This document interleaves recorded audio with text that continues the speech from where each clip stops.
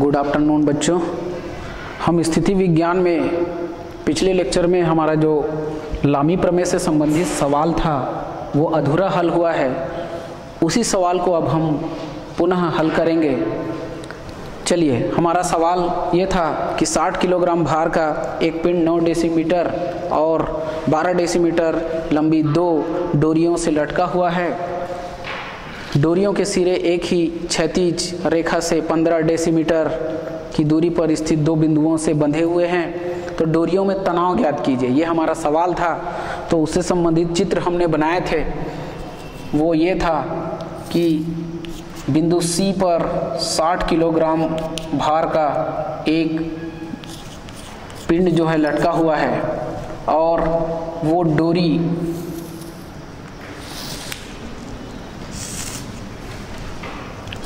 AC नाम का और दूसरी डोरी जो है BC नाम का था। AC पर जो तनाव था हमने उसको नाम दिया था T1 और BC डोरी पर जो तनाव था उसको नाम दिए थे T2।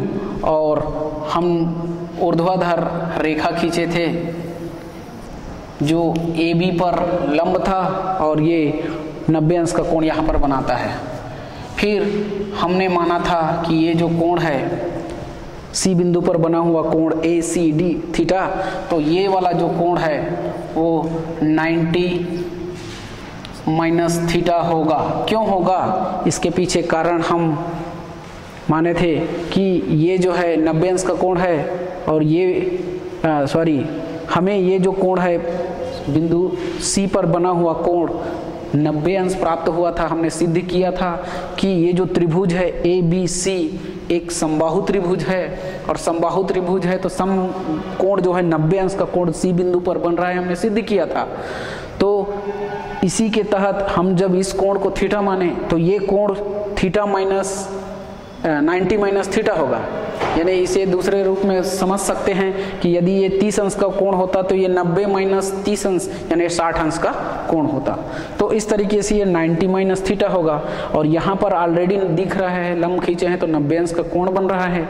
तो ये 90 डिग्री का कोण, ये 90 माइनस थीटा का कोण, तो ये स्वाभाविक है कि ये थीटा होगा ये कोण। क्यों? क्योंकि किसी त्रिभुज के तीनों कोणों का योग 180 अंश होता है। तो ये 90, ये 90 माइनस थीटा और ये थीटा को आपस में जोड़ेंगे तो 180 अंश का कोण हमें प्राप्त होता है। फिर हमने इस पूरे त्रिभुज में ABC में साइन थीटा का मान और कॉस थीटा का मान निकाल के रखा है।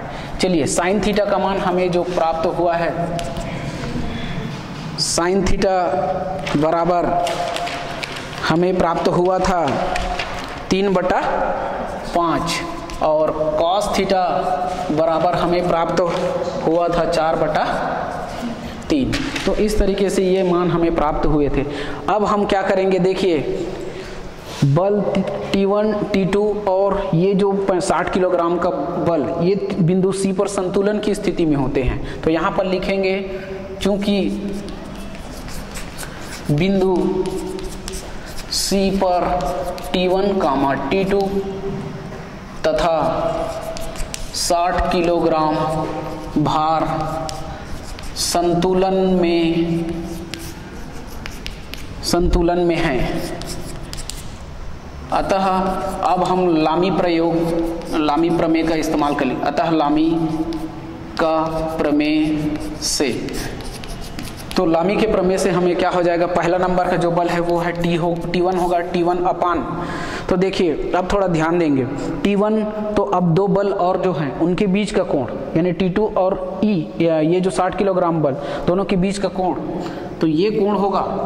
और ये कोण हमें पता नहीं है तो हम उसे निकालते कैसे हैं, देखिए, हमारा इस लाइन और इस लाइन के बीच का जो कोण होता है कुल 180 अंश का होता है। और हम 180 अंश के कोण में हमें ये जो कोण का मान है वो 90 माइनस थीटा पता है। तो हम 180 में इस 90 माइनस थीटा को घटा देंगे तो जो शेष कोण होगा वो ये मान होगा, इस कोण का मान होगा। तो अब हम उसको लिखेंगे साइन 180 अंश माइनस और ब्रैकेट में लिखेंगे 90 डिग्री माइनस थीटा। तो इस तरीके से ये हमें प्राप्त होगा बराबर। अगला जो बल है वो है T2। अब देखिए T2 तो तो अब दो बल जो है इनके बीच का कोण ये होगा और इनके बीच का कोण क्या होगा, थीटा है। देखिए ये थीटा है, तो ये 180 में से थीटा को घटाएंगे तो ये कोण हमें प्राप्त होगा। तो अब हम इसको लिख सकते हैं साइन 180 अंश माइनस थीटा। और तीसरा जो बल है वो है 60 किलोग्राम। तो 60 बटा, अब देखिए 60 किलोग्राम का बल, तो अब दोनों बल T1 और T2 दोनों के बीच का कोण, तो दोनों के बीच का कोण देखिए थीटा और ये 90 माइनस थीटा। तो थीटा और 90 माइनस थीटा को आपस में जोड़ोगे तब होगा, तो उसे हम लोग लिख सकते हैं 90 अंश, क्योंकि थीटा और माइनस थीटा आपस में जोड़ेगा तो वो हो जाएगा 90 डिग्री। चलिए अब हम इसे हल करेंगे। तो T1 अपान देखिए 180 अंश आया, यानी साइन जो है बदलता नहीं है, तो ये साइन यहाँ पर लिखेंगे 90 माइनस थीटा। तो देखिए साइन 180 माइनस, इस पूरे को थीटा मान लिया जाए तो त्रिकोणमिति का जो सूत्र है पूरक का, तो साइन 180 माइनस थीटा हो जाएगा। 180 में बदलता नहीं है त्रिकोणमिति अनुपात, तो साइन ही रहेगा और इधर जो कोण है उसको लगाते हैं इसमें, तो इस तरीके से ये होगा। अब 180 माइनस थीटा, 180 अंश माइनस थीटा जो है द्वितीय चतुर्थांश का कोण होता है, और द्वितीय चतुर्थांश में साइन धनात्मक होता है और यहाँ साइन है इसलिए ये भी धनात्मक होगा। तो इस तरीके से बदला। चलिए आगे T2 अपान, सेम जैसे इसमें किए थे वैसे यहाँ भी होगा, साइन 180 अंश माइनस थीटा, तो ये हो जाएगा साइन थीटा बराबर, यहाँ है 60 अंश बटा 60 और बटा साइन 90 का मान होता है 1। तो इस तरीके से यहाँ पर कारण बता देंगे, चूंकि साइन 180 अंश माइनस थीटा बराबर साइन थीटा होता है और दूसरा हमने मान रखा है साइन 90 डिग्री बराबर 1।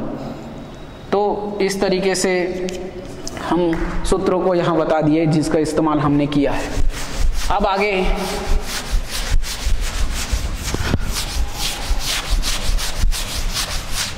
अब देखिए हमारे पास आगे जो पद होगा वो होगा T1 upon sine 90 minus theta. Sine 90 आया, 90 अंश, तो वो कॉस में बदल जाता है, तो ये हो जाएगा कॉस थीटा। और 90 माइनस थीटा जो कोण है वो पहले चतुर्थांश का है और सभी त्रिकोणमितीय अनुपात वहाँ धनात्मक होते हैं, इसलिए ये भी धनात्मक होगा। चलिए बराबर इधर देखिए T2 अपान साइन थीटा ही होगा और यहाँ पर 60 बटा 1 है तो 1 ही रहेगा इस तरीके से। तो ये हमारा जो सूत्र हमने इस्तेमाल किया उसको लिख सकते हैं, क्योंकि साइन 90 डिग्री माइनस थीटा बराबर होता है कॉस थीटा। ये हमारा सूत्र है त्रिकोणमिति का, इसलिए हुआ। चलिए अब इन मानों को रखेंगे T1 अपान कॉस थीटा, और कॉस थीटा का जो मान है वो है 4/3, तो इस तरीके से रख दिए।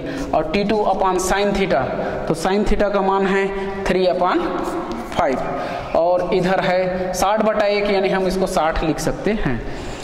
तो चलिए इन मानों को, यहाँ पर साइन और कॉस की जरूरत होती है इसीलिए इसके मान को पहले निकाल के रखा गया है।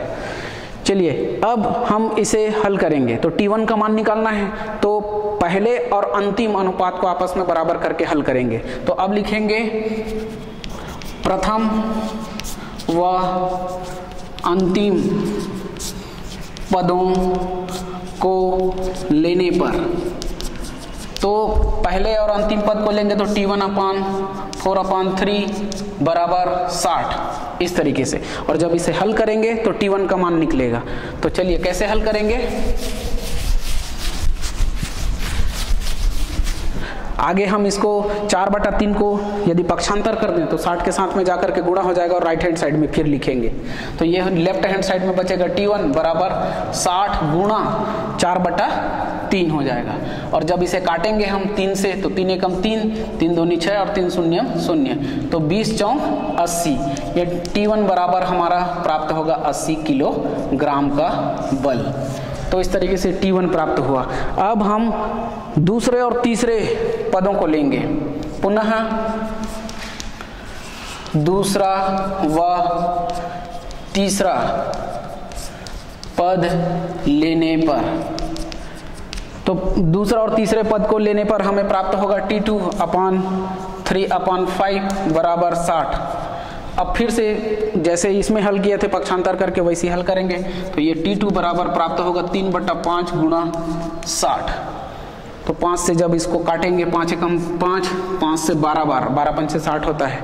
तो इस तरीके से T2 बराबर हमें प्राप्त होगा 12 तिया 36 किलोग्राम। तो इस तरीके से हम दोनों डोरियों के तनाव को हमने ज्ञात कर लिया है। तो अब लास्ट में लिखेंगे अतः डोरियों में तनाव 80 किलोग्राम व 36 किलोग्राम भार के होंगे। ये हमारा फाइनल आंसर है। तो इस तरीके से ये हमारा सवाल यहीं पर ख़त्म होता है और आज का ये लेक्चर भी यहीं पर ख़त्म होता है, चैप्टर भी यहीं ख़त्म होता है। बहुत बहुत धन्यवाद।